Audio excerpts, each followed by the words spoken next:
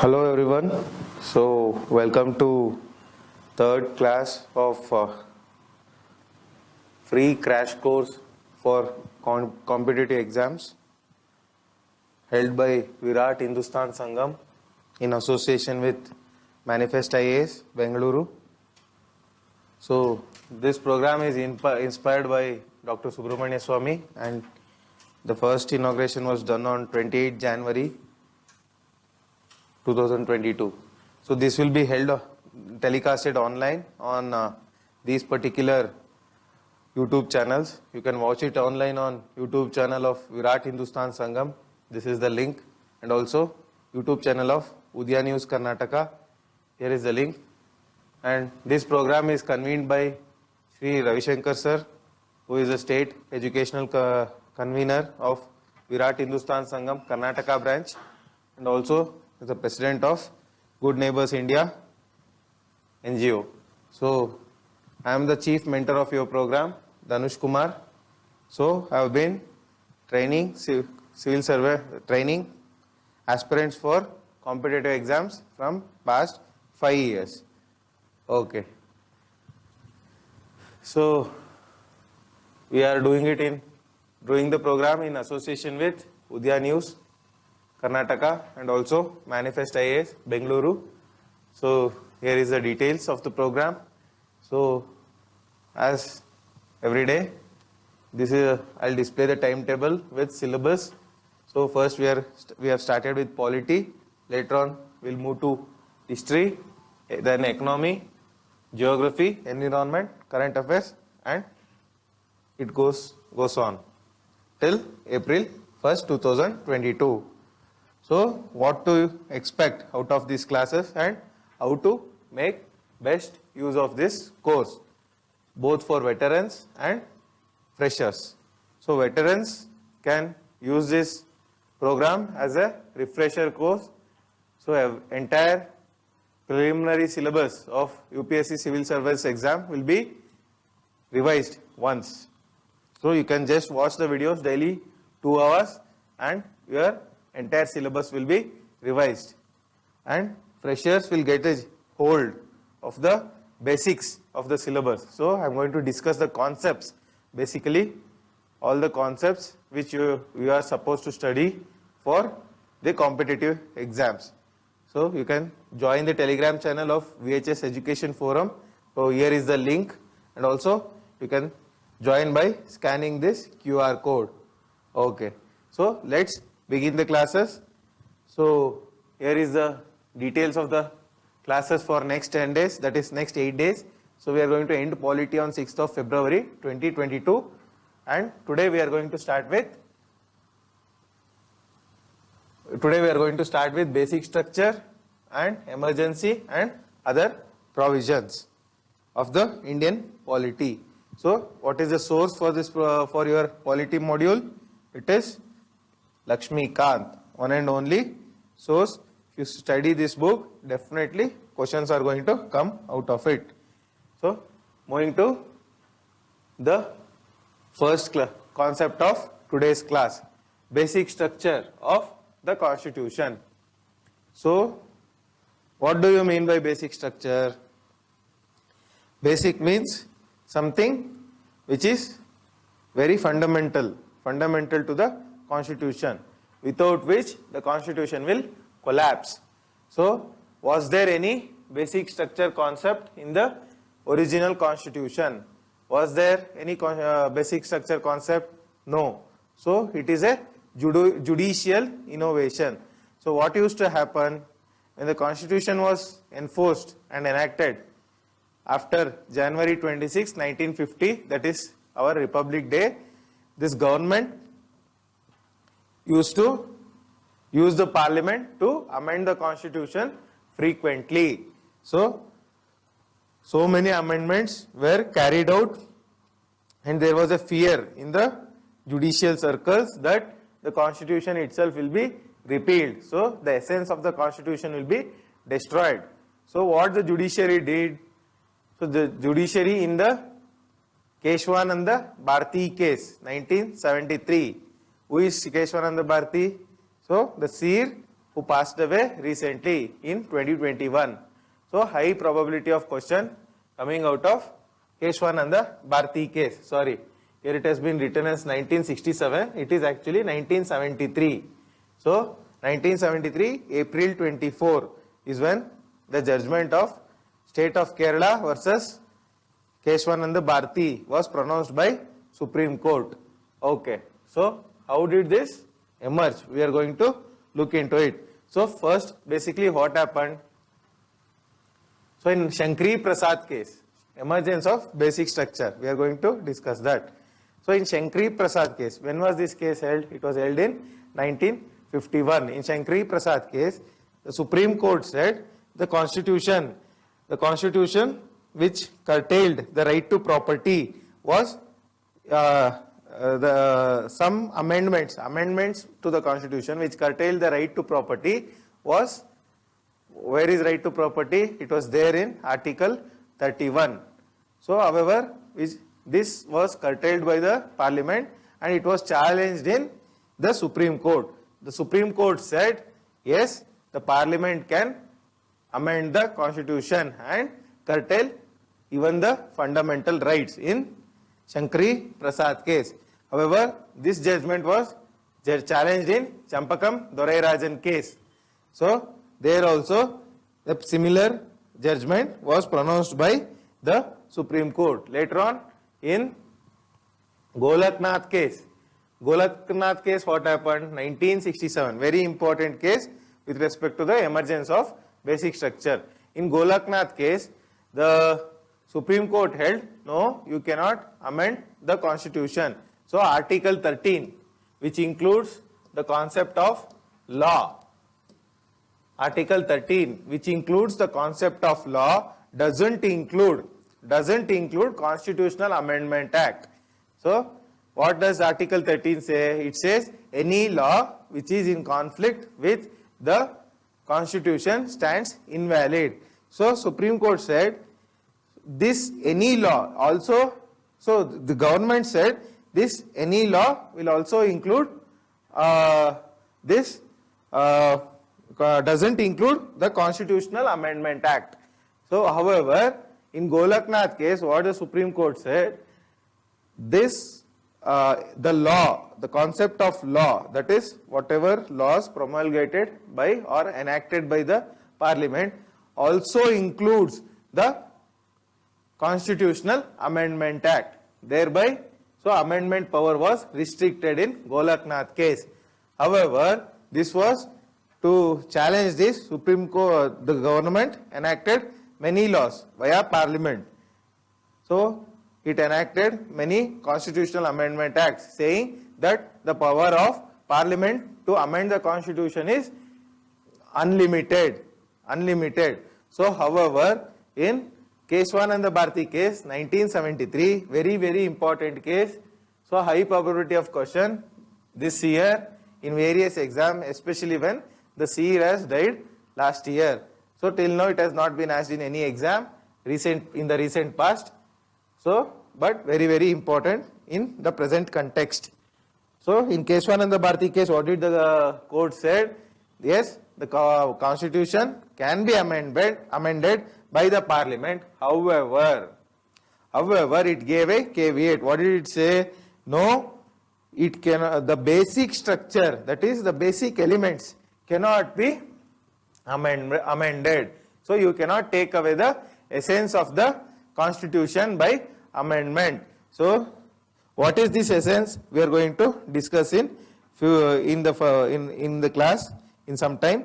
So the essence of the constitution are derived from various judgments of the Supreme Court over time.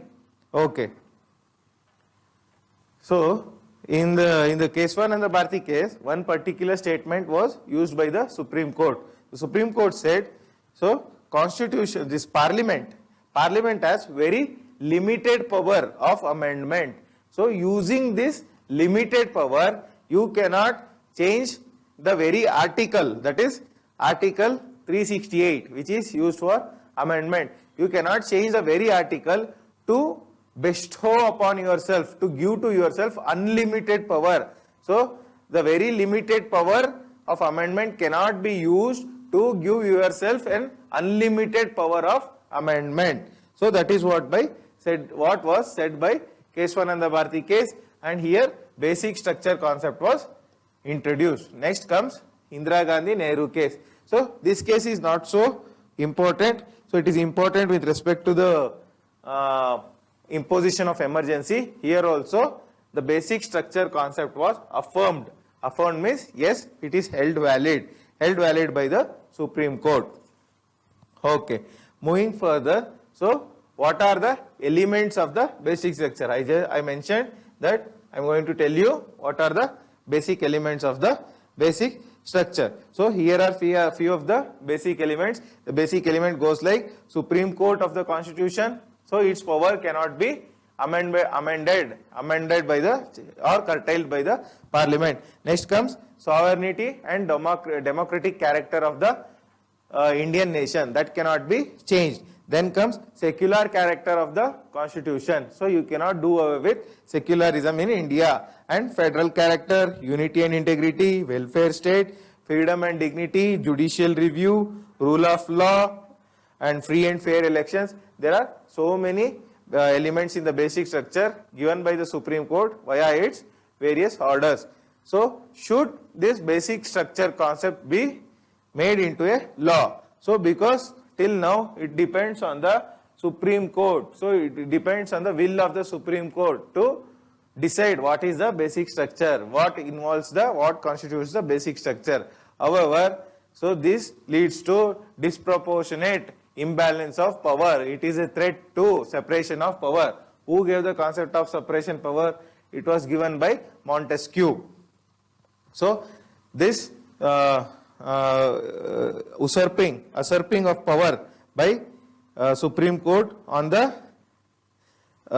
in detailing this basic structure is a disproportionate share of power by the Supreme Court. Hence, it has to be brought into a law.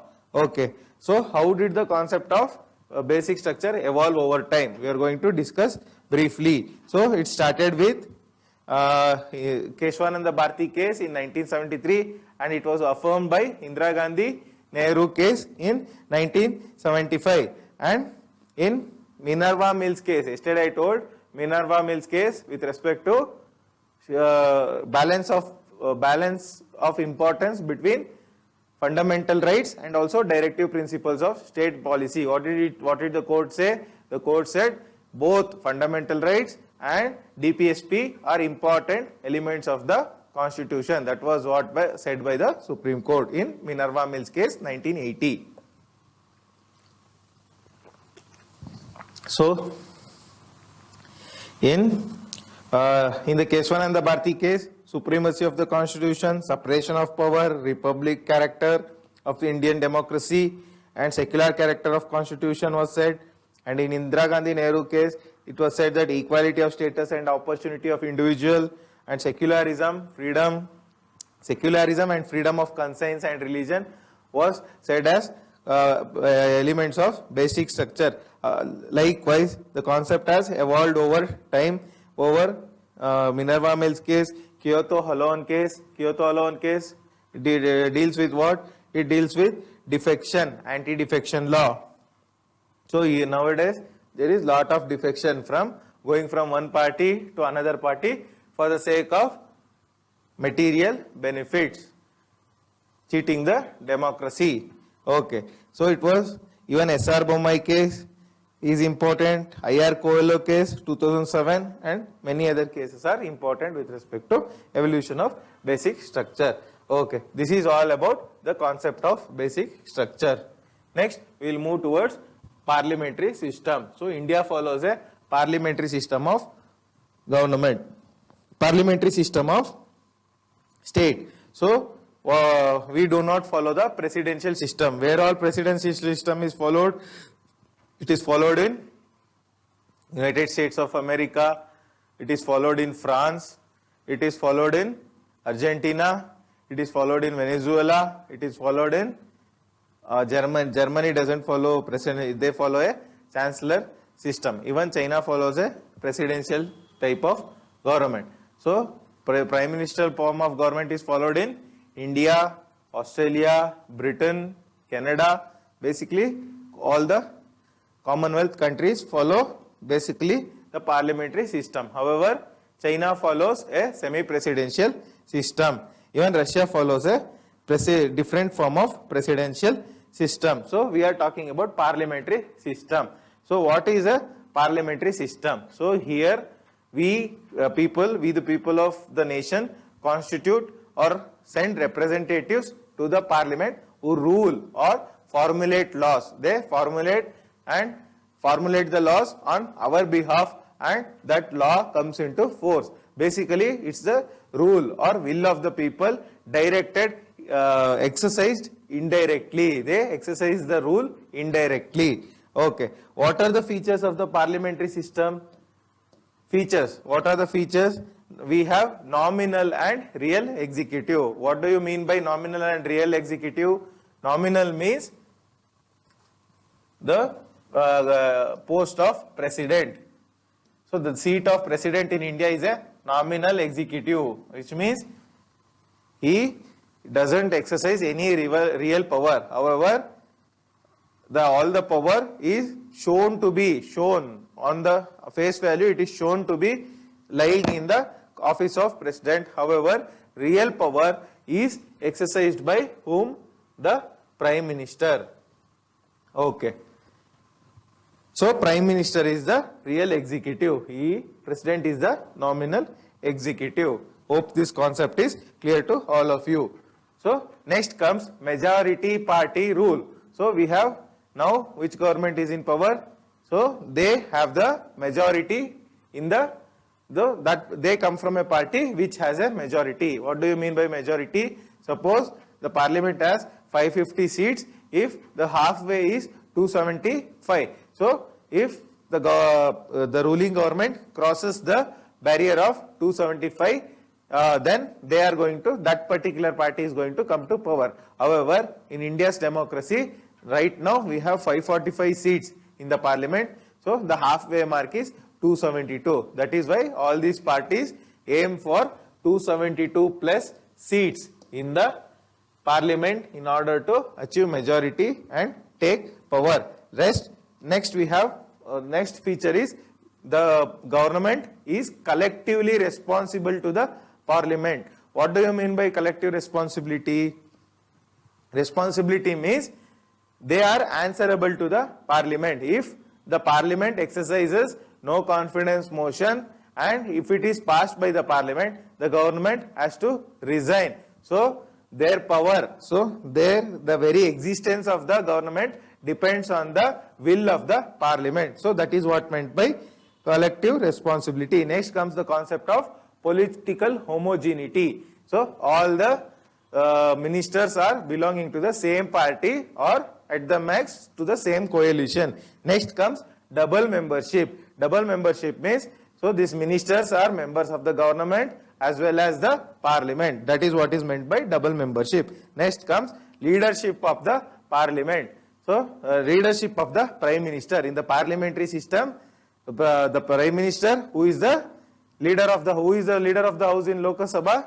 It is the prime minister if he belongs to that particular house. So, during Manmohan Singh sir's tenure, Dr. Manmohan Singh sir's tenure, he was the member of Rajya Sabha. So, he was a leader of Rajya Sabha. So, the leader of Lok Sabha used to be Pranab Mukherjee ji, our former president. So, he used to be the leader of the house. So, the prime minister, in whichever house he is there, so he becomes the leader of that particular house. Okay. Next comes dissolution of lower house. The lower house gets dissolved when the party, the government loses majority. Last comes the concept of, last feature is secrecy. So, this parliament holds, the government has the concept of secrecy. The ministers operate or adhere to the principle of secrecy in its operation. They don't divulge the secret information of day-to-day conductance of the government. So, next comes the features of presidential government. Though we are not a presidential government, studying it in comparison with parliament helps us understand the concept of parliamentary democracy better. So what are the features of presidential government? Presidential government, so we will take the example of America, that is United States. There is the president is the head of the state and head of the government as well. Here I said the president is the nominal executive. Nominal executive is the real executive. However, in the case of United States of America president, he is both the nominal and real executive. He is the de jure and de facto executive. What is meant by de jure and de facto?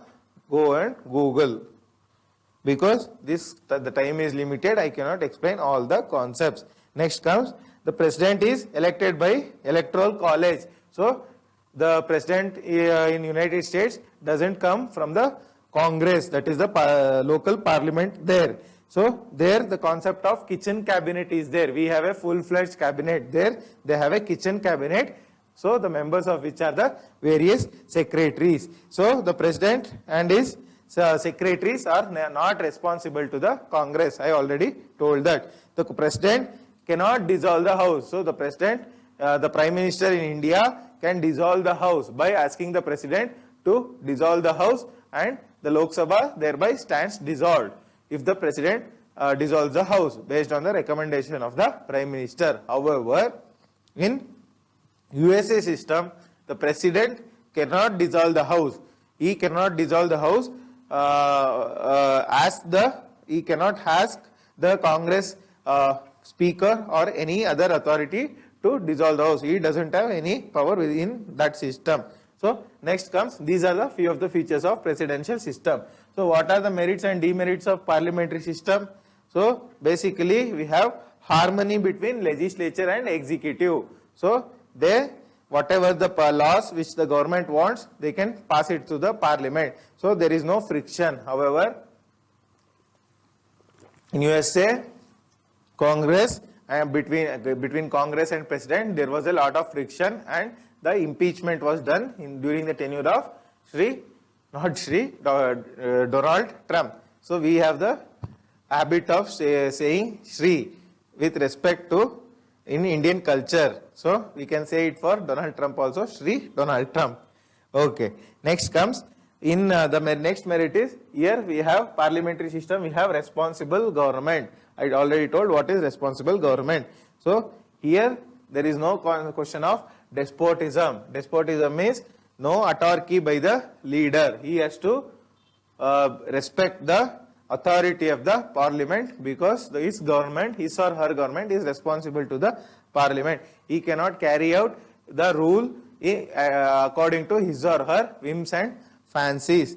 So he or she has a checks and balance in the form of parliament, because every 3 to 4 months they have to face the parliamentary session. That is why all the prime ministers and ministers get very unsettled or scared whenever session comes, because they have to face the chairs, shirts and thrusting into the well of the opposition, shouting everything, throwing of papers. So all this they have to face in the parliament. That is why they get very unsettled whenever session is in the offing. Okay. So what are the demerits of this parliamentary system? Unstable government. During the coalition era, there was frequent change of governments, especially in the 1995 time. There was, within a span of 3 years, there was three prime ministers, I.K. Gujral, Deve Gowda, and one more person, Charan Singh. So not Charan Singh, sorry, Deve Gowda, I.K. Gujral, and one more, Atal Bihari Vajpayee. So 3 persons were changed within a span of very short period. Okay. No continuity in policies. So one government comes and they form a policy. Next government comes, they are going to change a policy. Like the new BJP government abolished the planning commission and established the Niti Aayog after 2014. So dictatorship of the cabinet. So here in parliamentary system, the autarky of the presidential system shifts to the cabinet. Cabinet can do anything. So it is said that British Prime Minister or cabinet can do anything except making a man into woman and making a woman into man. Okay.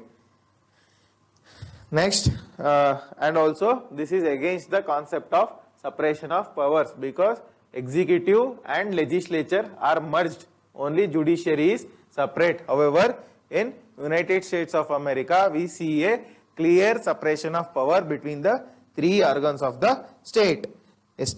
State, what is state? I told in Article 12. So, why did we adopt the parliamentary system? The reason for adoption. So, we could have adopted presidential system, we could have adopted semi-presidential system. However, we chose to adopt the parliamentary system. So, why did we adopt it? Because we had a familiarity. 1935 Act was a similar act which had elements of parliamentary form of government in it. So 1935 Act was running during independence. So why should we go and adopt some other system? Let us continue the same thing. So in parliamentary system there is more responsibility. After independence there was a tussle between the concepts of stability and responsibility. Stability means presidential system gives more stability. There won't be frequent change of the government. However, in parliamentary system, though due to coalition politics and non-attainment of majority, there is less element of stability. However, it gives more responsibility. The government is responsible for the parliament. You already know what is responsibility. So, also during the time of independence, we wanted to avoid the tussle between parliament, legislature and executive. That was also a reason why we adopted the concept of parliamentary system. Also, we had vivid variety of people in India, multiple sections, multiple castes, multiple region, multiple races. So, we have wanted representation for everyone in the parliament. So that is why we adopted parliamentary system. In presidential system, the government, there is no wider representation. Okay. So now we are going to discuss what is the difference with the presidential system. That is, I have already told you, but I am going to refresh it once again. Here we have dual executive, prime minister and president. So first I am going to tell the feature concepts of the parliamentary system. Next, presidential system. In parliamentary system, dual executive, prime minister, president. There only single executive. Here parliamentary system, majority party rule. So there is no concept of majority. President is elected separately. Here parliamentary system, collective responsibility. There no responsibility. Here political homogeneity. So there political homogeneity may not be there. So here parliamentary system, leadership of prime minister, there leadership of the president. Likewise, there are many differences with the presidential system. It is given in Lakshmikant, so you can have a look at it. So distinction between Indian and British model. We know we were ruled by the British for over 200 years. 200 or how many years? So they came first in the 1600s. East India Company was first formed in 1600. However, regulation of Indian affairs starts with 1773 Regulating Act. Already told the features of Regulation Act during our first class. Okay.